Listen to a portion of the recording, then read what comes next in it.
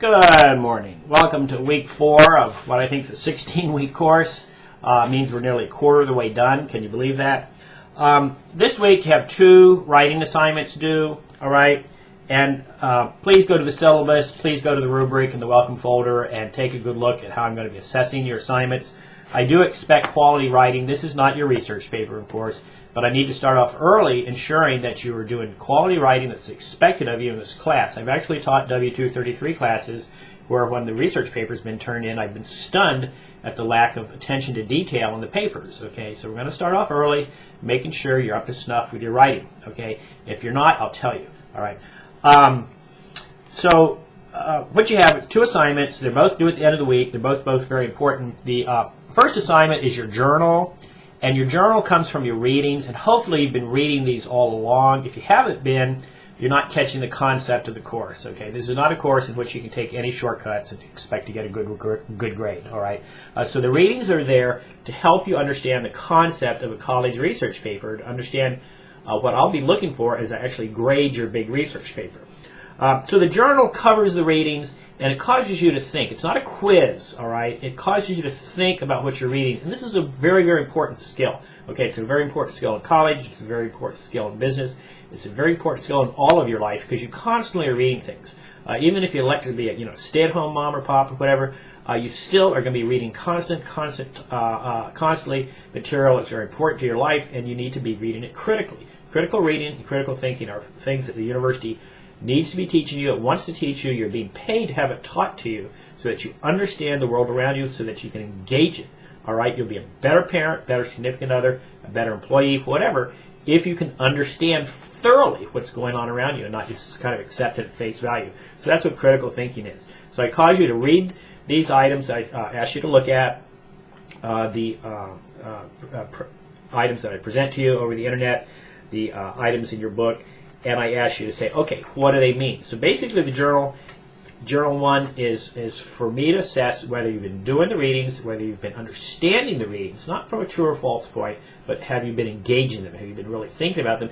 And also gives me a chance to look at your writing. Are you paying attention to detail? Do you have plenty of description in your writing? Is it free of surface areas? Do you know how to format a college paper? That kind of thing. If you have any questions about that, go to the syllabus, the rubric's there in the welcome folder. All right. Let me take a quick look at the welcome folder. You have a syllabus in the welcome folder. Sure, by now, of course, you're taking a good look at that. If you look in the syllabus, I call it the class Bible. And if you go down through the syllabus on page, hope I have page numbers here. Yep. On page, sorry it's such a long syllabus, but there's a lot of good stuff in there. All right. Here it is. Okay, begins on page 5 of the syllabus. I tell you what I'm actually looking for as I assess your papers, okay? I explain it in the forms of a chart, how I assign values to what I'm looking for, and then I actually spell out on pages 5 through 8, I think. Yep, 5 through 8, I actually spell out what I mean by the criteria. Okay, I spell out each item in the criteria very, very carefully. All right, so please look that over, and I'll go over that some more as we get closer to the research paper, but it's important to start right away because I need to get a good feel for how well you're writing so that we don't have any surprises at the end of the class. Oh, here's a student still writing in incomplete sentences. Here's a student who still has surface errors. Here's a student who's still sloppy. Here's a student who doesn't know how to format a college paper. All right, here's a student who is just plain lazy and not reaching page length. One thing I want to point out is there's no such thing as good writers and bad writers. Those of you who've taken 131 from me have already heard this. What there are lazy writers and thorough writers. Okay, they're writers who just don't turn in their best effort, expecting that the instructor, the professor, is going to do the work for them. I don't teach like that. I will not grade your papers in such a fashion that I'm doing the work for you. I always make you do the work because that's how you learn. You learn from doing the work. All right, I'm not one of those teachers that marks every little thing and then tells you exactly how to do it. Don't expect that from me. I have my master's degree in teaching composition. I have my master's degree in composition theory, so I understand how to assess papers. I understand how helping you learn how to do the work yourself causes you to actually become a better writer. Okay, so please pay a good deal of attention to your journal. I say it needs to be at least 4 to 5 pages long. I mean that. All right, when I say 4 to 5 pages, I understand what page length means. I'm not asking you to overwrite. Okay, if you want to write more, that's great. Don't underwrite.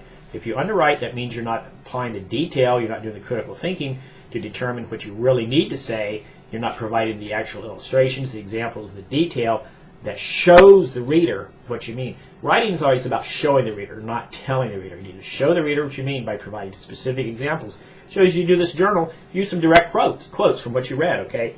Go ahead, make sure you look at the Stuart Green essay.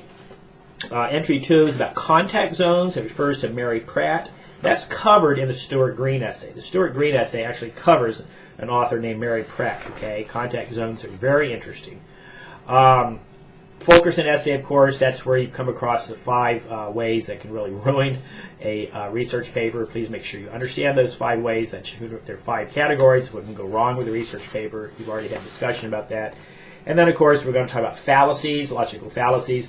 Are there any logical fallacies for your topic, your particular topic, okay? That's just an exercise, again, trying to get you to think beyond the conventional wisdom, all right? Some topics are pretty straightforward. You're not going to have a lot of logical fallacies. So just wrestle with that the best way you can, okay? Once again, I'm not judging these as true or false answers, okay? I'm going to give you lots of leeway. I just want you to prove to me that you've read the essays, that you've read them critically, that you are applying critical thinking, and also that you can write without being lazy. Okay, that's what I'm looking for. Now, the other item you're submitting this at the end of this week is your topic proposal. All right, and for the discussions this week, I'm causing you to go to LexisNexis. It's one of the Helmke Library databases. There's a little lecture in there on how to use LexisNexis. It's Hello, I just came home to get my laptop. Now I'm heading back to school. It's item. It's item.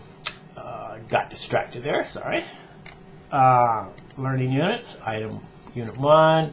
Lecture on using LexisNexis is item 3.4. You know, these databases, they change their interfaces so frequently that I can't keep up with them. But this does tell you how to get to LexisNexis. You have to go through the Helmke Library portal online, okay? And then it tells you how to do some searches in it. If you see the interface looks a little different, don't panic. Just figure it out on yourself. One of the goals of this course, one of the goals of the university is to teach you to be a lifelong learner, to learn how to learn for yourself, okay? So, and LexisNexis, that said, is not my favorite database, all right? It's too journalistic in nature. It's kind of dilettante-ish. It's not totally professional. It's professional journalists, okay, but it's not academic is what I'm trying to say. It's too much newspapers, and newspapers cover a subject very shallowly. I expect in the long run you're going to cover your subject in depth, but it gives you enough of an idea about your topic as to determine if you can really do your topic or not. Is it doable? So that's why I send you to LexisNexis first, because it kind of frames your topic in the larger public discussion, because it's newspaper oriented. It lets you know, is the public thinking about this topic? What are they thinking about this topic right now? So that's what I cause you to do in the discussion as you're going through all 3 of your topics. And by the end of the week, I want you to pick one topic and write about it for me. I've got 6 items that I want you to consider. I want you to consider, tell me why the topic's of personal interest to you. Be sure to tell me what the topic is. How did you arrive at this topic? Okay, how'd you get there? How'd you think about this one? What do you already know about the topic? Surely you know something about it, all right? What do you hope to learn about this topic? You're not supposed to know everything there is to know ahead of time in a research paper. You're supposed to be open to the process of discovery. Why do you feel this is an appropriate topic for this class? Your audience is a group of well-educated students, okay, and or business or professional people. It could be your peers in the workplace too, okay? Your audience doesn't have to be this class. It could be where you're already working.